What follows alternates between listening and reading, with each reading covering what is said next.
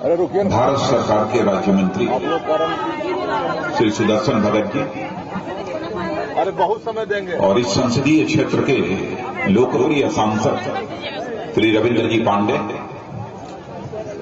महिला मोर्चे राष्ट्रीय कार्यकारिणी की सदस्य श्रीमती पूनम प्रकाश, श्री सुरेंद्र जी बर्मन, श्री दामोदर जी महतो, श्री रमाकांत जी महतो, श्री विभेश जालान, यहां उपस्थित मेरे सभी सम्मानित बहनों एवं भाइयों, जो मैं अपनी आंखों के सामने इतनी बड़ी जमात देख रहा हूं, मेरा विश्वास पक्का हो गया है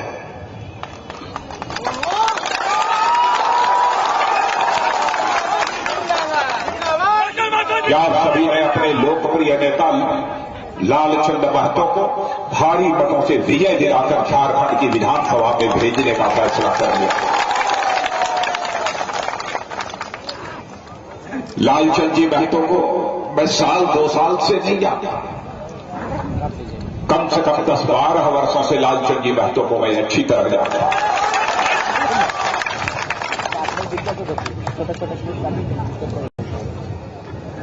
यह एक तेज तर्रार नेता,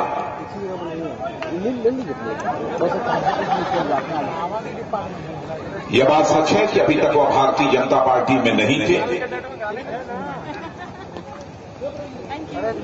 लेकिन समय और परिस्थितियों को देखते हुए उन्होंने यह फैसला किया कि यदि हमने सारी जिंदगी झारखंड राज्य की सेवा में गुजारी है तो सचमुच सच्ची सेवा झारखंड के लिए हो सकती है तो केवल भारतीय जनता पार्टी में रहकर हो सकती है। इसीलिए उन्होंने भारतीय जनता पार्टी की सदस्यता स्वीकार की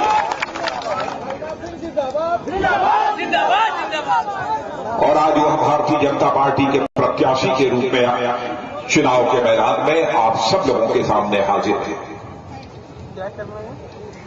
यदि आज मैं आप लोगों के सामने खड़ा हुआ हूं तो बहनों भाइयों यह अपील करने के लिए खड़ा हुआ हूं कि आपने 6 महीने पहले जो हिंदुस्तान में लोकसभा का चुनाव हुआ था, भारी मतों से जगह जगह पर भारतीय जनता पार्टी के प्रत्याशियों को विजय दिलाई है और केंद्र में आप लोगों ने भारतीय जनता पार्टी की स्पष्ट बहुमत के आधार पर सरकार बनाई है।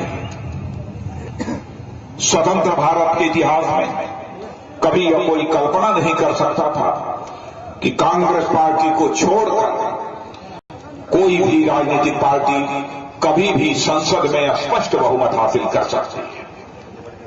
मुझे याद है कि जब मैं भारतीय जनता पार्टी के राष्ट्रीय अध्यक्ष के रूप में काम कर रहा था और हम और नरेंद्र भाई जब हिंदुस्तान के सभी राज्यों की सार्वजनिक सभाओं को संबोधित करने के लिए साथ साथ जा रहे थे तो हम लोग बराबर प्लेन में, हेलीकॉप्टर में यह चर्चा करते थे कि क्या होगा। तो मैं जब यह कहता था कि नरेंद्र भाई, जनता के बीच जैसा प्यार और जैसा जज्बा मैं आपके प्रति देखता हूं, पता नहीं क्यों मेरा विश्वास से यह पक्का होता जा रहा है कि हिंदुस्तान की जनता आपके नेतृत्व में भारतीय जनता पार्टी की पूर्ण बहुमत के साथ सरकार बनाएगी।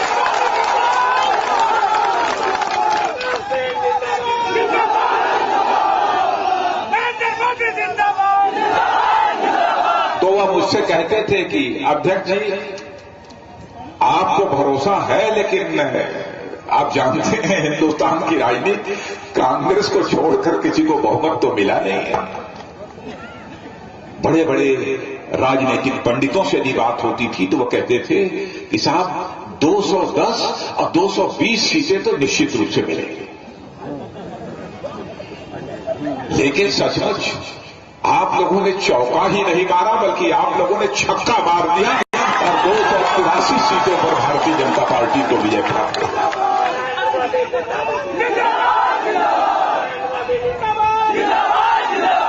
बहनों भाइयों, आपको इसलिए भी बधाई देना चाहता हूं कि आप लोगों ने हिंदुस्तान के राजनीतिक इतिहास को बदल दिया है।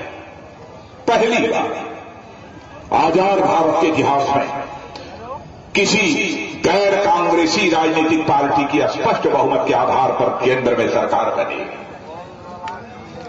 तो मैं आपसे अपील करने आया हूं, आपने सत्ता बदली है केंद्र में, हम आपको भरोसा दिलाते हैं कि हम सत्ता के साथ साथ व्यवस्था भी बदलेंगे, लेकिन व्यवस्था बदलने के लिए हमें राज्यों में भी अपनी सरकार चाहिए।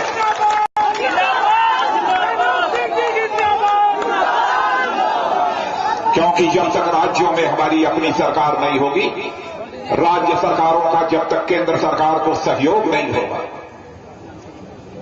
तब तक दमखम के साथ राज्यों में भी व्यवस्था परिवर्तन के काम को कर पाना कठिन होगा। इसीलिए अपील करने आया और मैं आपको गुमराह नहीं करना चाहता, और मैं जगह जगह कहता हूं, आज फिर यहां अपनी बात को दोहराना चाहता हूं कि यदि हमारी कोई बात गलत हो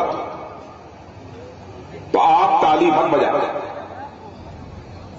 और प्रेस के भी मित्रों से कहूंगा, मेरी बात कोई गलत हो तो आप अपने अखबार के पन्नों पर लिख देना, मैं अपनी गलती स्वीकार कर दूंगा। और यह कहने के लिए मैं इसलिए आया हूं, यह बात मैं इसलिए कह रहा हूं कि मैं जनता की और आपकी आंखों में धूल झोंक कर आपका समर्थन नहीं हासिल करना चाहता, बल्कि आपकी आंखों में आंख डालकर आपका समर्थन हासिल करना चाहता हूं। इसलिए मैं यह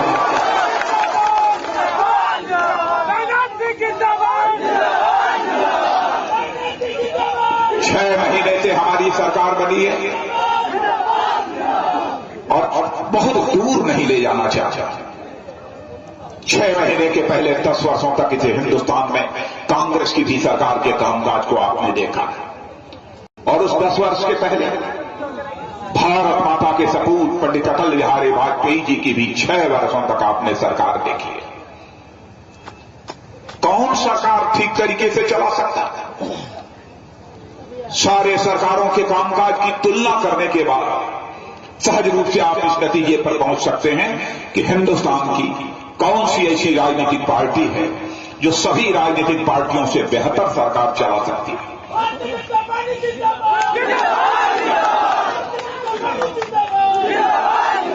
मैं यदि कुछ कहूंगा तो आप ये कहेंगे कि भाई आप तो भारतीय जनता पार्टी वाले हैं, इसलिए अपनी पार्टी की वकालत करेंगे, आप भाजपा की ही बात बोलेंगे। लेकिन बहनों भाइयों, मैं आपके साथ नाइंसाफी नहीं करूंगा, आपके आंखों में धूल नहीं झोंकूंगा। भारत ही नहीं बल्कि दुनिया की ऐसी अंतर्राष्ट्रीय एजेंसियां जो समय समय पर सभी देशों में चलने वाली हर राजनीतिक पार्टी की सरकारों की कामकाज की तुलना करती रहती हैं, समीक्षा करती रहती हैं, ऐसी अंतर्राष्ट्रीय एजेंसियों ने भारत में भी सरकार चलाने वाली सभी राजनीतिक पार्टियों की कामकाज की तुलना करने के बाद अपनी रिपोर्ट में कहा है कि हिंदुस्तान में सबसे बेहतर हुकूमत चलाने वाली यदि कोई पार्टी है तो उसका नाम भारतीय जनता पार्टी है।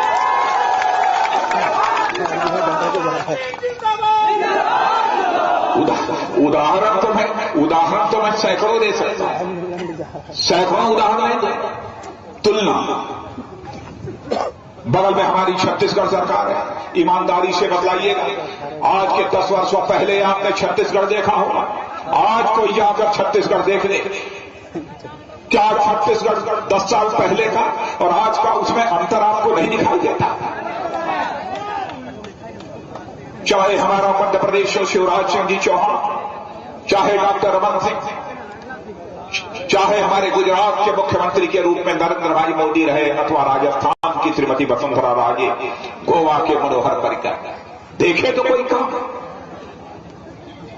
गुजरात एक राज्य छोटा सा 5-6 करोड़, वहां के विकास के मॉडल की चर्चा केवल हिंदुस्तान की सीमाओं तक ही नहीं होती थी, बल्कि सारी दुनिया में गुजरात के विकास के मॉडल की चर्चा होने लगी थी, और नरेंद्र भाई मोदी का नाम दुनिया के लोगों की जुबान पर आ गया।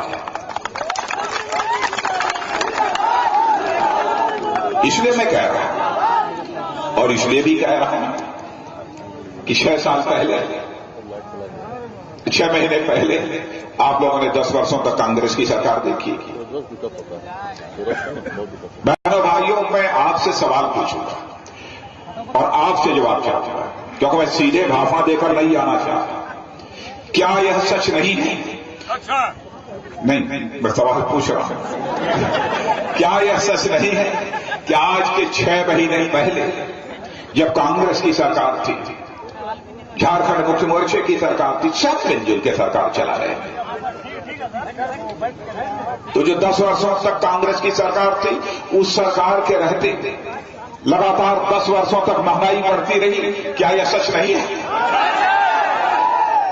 क्या यह सच नहीं है कि आज के 6 महीने पहले लगातार 10 वर्षों तक जो कांग्रेस की सरकार थी, उसमें हर महीने 2 महीने पर बराबर पेट्रोल और डीजल की कीमतें बढ़ रही थी?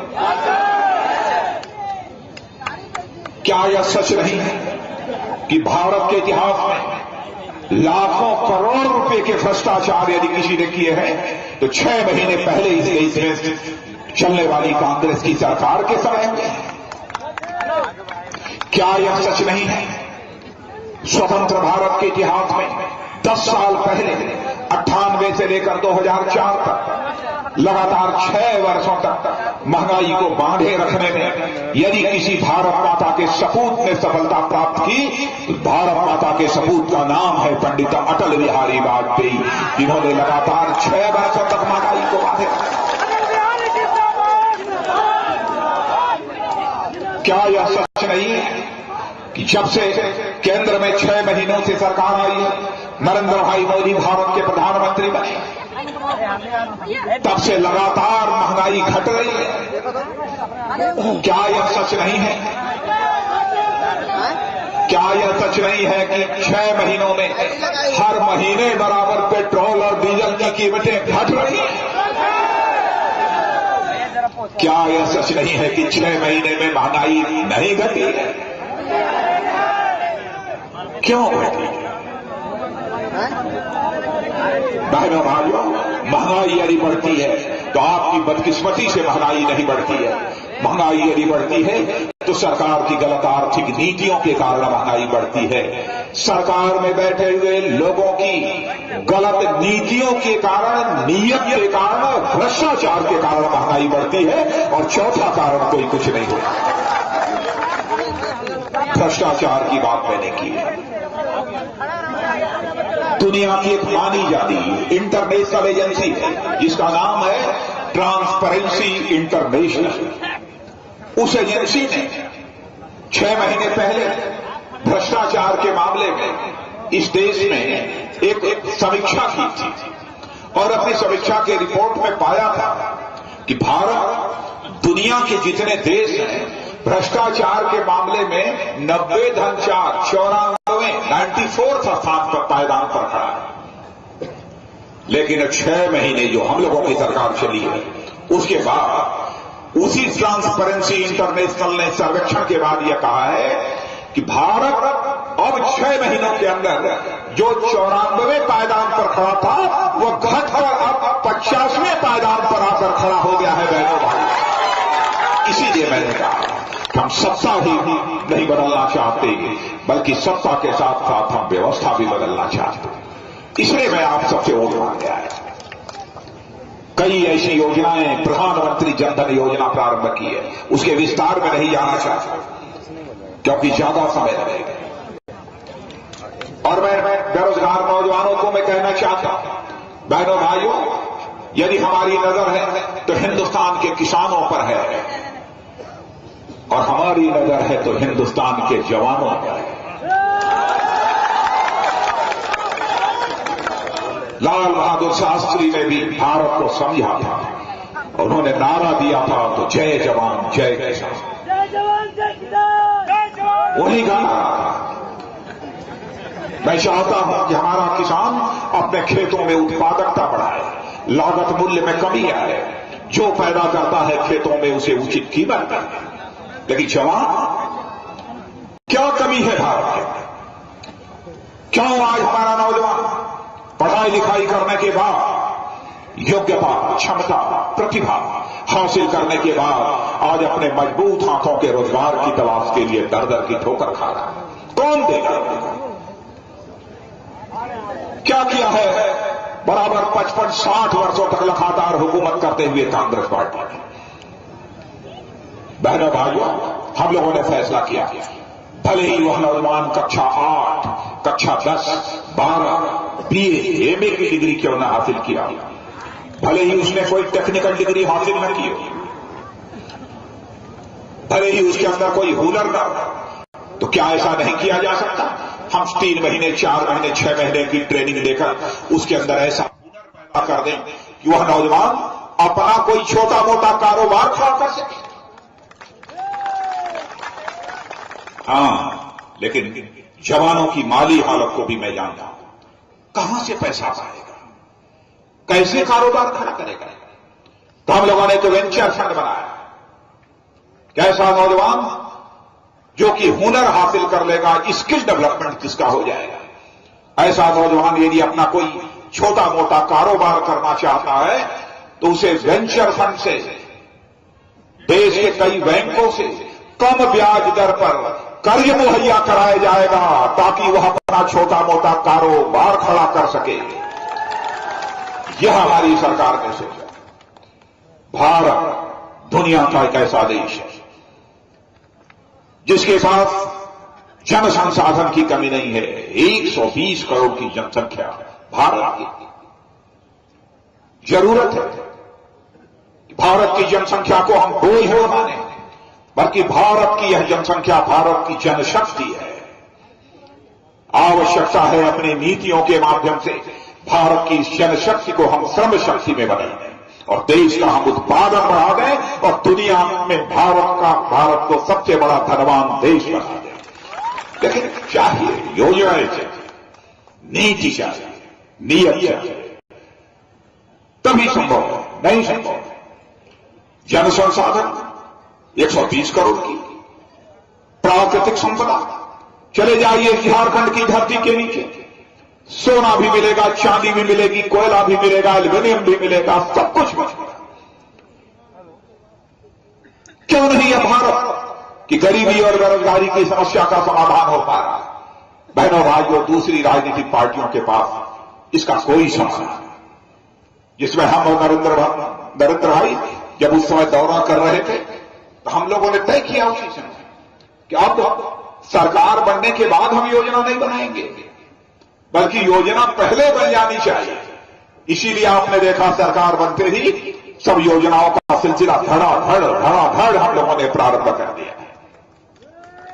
हम समय जाया नहीं करना चाहते, इसीलिए सिलसिला प्रारंभ किया। अंतर्राष्ट्रीय जगत में भारत की प्रतिष्ठा बढ़ी है।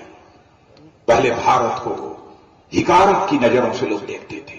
भारत गरीबों का देश है, बेरोजगारों का देश है, कुछ नहीं समझते थे। और आज भारत की प्रतिष्ठा दुनिया की नजरों में बढ़ गई। मैं अमेरिका गया था, चुनाव होने के 8 महीने पहले पार्टी का राष्ट्रीय अध्यक्ष है। वहां कांग्रेस और सीनेट, जैसे यहां लोकसभा राज्यसभा होती है वैसे ही कांग्रेस और सीनेट होती है।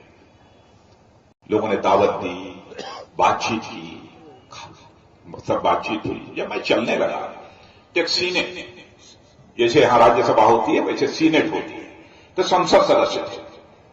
उन्होंने कहा, अंग्रेजी में कहा कि भाई साहब, आप 5-6 दिनों से सारे नेताओं से बातचीत कर रहे हैं, लेकिन आपको मालूम है कि अमेरिका ने नरेंद्र भाई मोदी को अमेरिका में घुसने पर रोक लगा दी, वीजा नहीं दे रहा है अमेरिका। तो आपने तो यहां की सरकार से यह कहा ही नहीं और आप वापस जा रहे हैं। तो मैंने कहा कि पहली बात तो समझ लो कि नरेंद्र भाई मोदी ने कभी भी अमेरिका आने के लिए अमेरिका सरकार से वीजा नहीं मांगा और न उनकी अमेरिका आने की इच्छा है। लेकिन धीरे से उनके कान में चलते समय मैंने कह दिया कि मेरे भैया सुन लो, ठीक 6 महीने के बाद इस हिंदुस्तान में लोकसभा के चुनाव होंगे और इस लोकसभा के चुनाव में हिंदुस्तान की जनता ऐसे हालात पैदा करेगी कि यही तुम्हारा अमेरिका रेड कारपेट बिछाकर नरेंद्र भाई मोदी का स्वागत करेगा, अभिनंदन करेगा। और यही देखा बहनों भाइयों, यही हुआ। रोजगार के अवसर कैसे बढ़ाए जा सकते हैं। Make in India, make in India. दुनिया के दूसरे देशों का सामान जो बना रहता था, भले ही घटिया हो, लोग कहते थे वाह, made in UK, made in US, made in Germany, made in India कहते थे फालतू है। कहते थे कि नहीं कहते? 5 से लेकर 10 वर्षों के अंदर मेरे जवानों इसे हिंदुस्तान में ऐसे हालात पैदा होंगे और वह करिश्मा आपके ही हाथ करेंगे कि आपके धरती पर बना हुआ माल जब दुनिया के दूसरे देशों में जाएगा तो लोग यह देखेंगे कौन सा माल है जिस पर लिखा है मेड इन इंडिया, वही माल लोग खरीदेंगे। इसीलिए नई नई योजनाओं का सिलसिला हम लोगों ने प्रारंभ किया। इसीलिए निवेदन करने आया हूं कि एक मजबूत सरकार बनाइए। वैसे सरकार तो आप लोगों के आशीर्वाद से बनने जा रही है। सारी सर्वेक्षण एजेंसियों ने भी कह दिया है 45 से लेकर 50 सीटें तो पक्की हैं भारतीय जनता पार्टी की, लोगों ने बता दिया। और जम्मू कश्मीर में भी भारतीय जनता पार्टी तेजी के साथ आगे जा रही है। हरियाणा में कभी भी बीजेपी की सरकार बनेगी यह कुछ सोचता नहीं, चौका ही नहीं मार दिया छक्का। आधे से ज्यादा 2/3 के नजदीक पहुंच गई। महाराष्ट्र में सरकार बन गई, सभी जगह बन गई, लेकिन आप लोग ठीक ठाक हैं? क्या हाल है? हॉस्पिटल वगैरह सब ठीक ठाक चल रहे हैं? हॉस्पिटल है कि नहीं है? अरे हॉस्पिटल ही नहीं है। अरे रेफरल हॉस्पिटल तो है, वो भी नहीं। स्कूल है, स्कूल भी नहीं है। अरे यार स्कूल होगा, मास्टर है, वो भी। सड़क वड़क गांव में सब बन गई है पक्की, वो भी। पानी वानी खूब आ रहा, खेतों की सिंचाई हो रही, वो भी। हाईवे की सड़क तो सब ठीक ठाक है, वो भी। हाईवे ठीक ठाक है,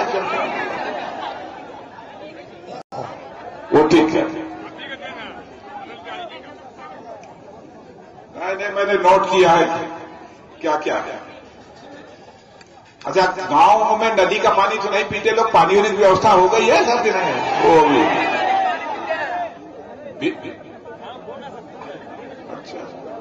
अच्छा, ये बताइए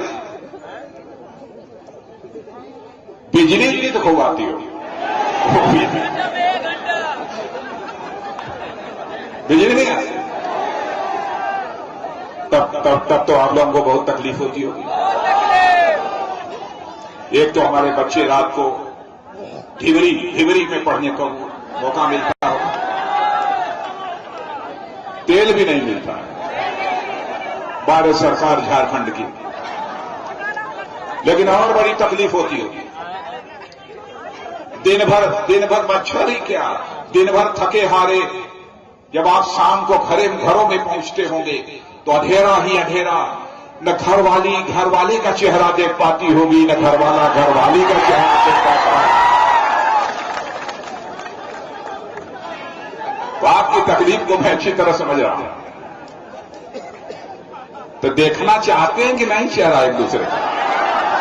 तो देखना चाहते हैं तो क्या करना चाहिए? कमल का फूल। नहीं बहनों भाइयों, ये कोई बहुत ही गंभीरतापूर्वक इस चुनाव को लिया जाना चाहिए। अटल जी ने इसीलिए झारखंड को बिहार से अलग किया था। झारखंड की गरीबी, झारखंड की बेरोजगारी जब तक यह बड़े राज्य का हिस्सा रहेगा तब तक दूर नहीं हो सकती है। इसीलिए अटल जी ने फैसला किया था कि मैं झारखंड के क्षेत्र को बिहार से अलग करूंगा और इसे राज्य का दर्जा दूंगा। इसलिए मैं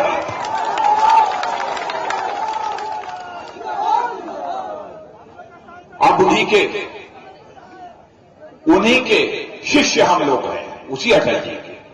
बहनों भाइयों, अटल जी की मुराद को हम लोग पूरा करेंगे। जो उनका जिस प्रकार का झारखंड देखना चाहते थे, जो उनकी आंखों में सपना था, उस सपने को साकार करने के लिए मैं आप सबसे अपील करने आया हूं कि आप सभी झारखंड में भारतीय जनता पार्टी की 2/3 बहुमत से सरकार बनाइए, यह अपील करने आए हैं। बनाना चाहते हैं कि नहीं? लेकिन लालचंद महतो जी भारी मतों से नहीं जीतेंगे तो बनेगी कैसे? जिता देंगे पक्का। लेकिन भाई एक भी हाथ नीचे रहेगा तो मैं नहीं मानूंगा। हाथ उठाकर बताइए, बना दो पक्का। मैं मानकर या उधर हाथ लेंगे, एक आध चैनल वाले आ जाओ, ऊपर आ जाओ ऊपर से लीजिए। देखिए ये सब पूरी जनता है।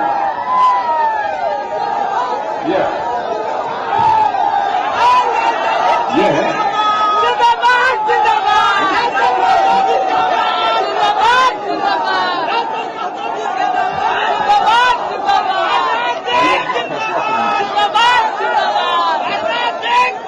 तो चले चलो बोलिए भारत माता की।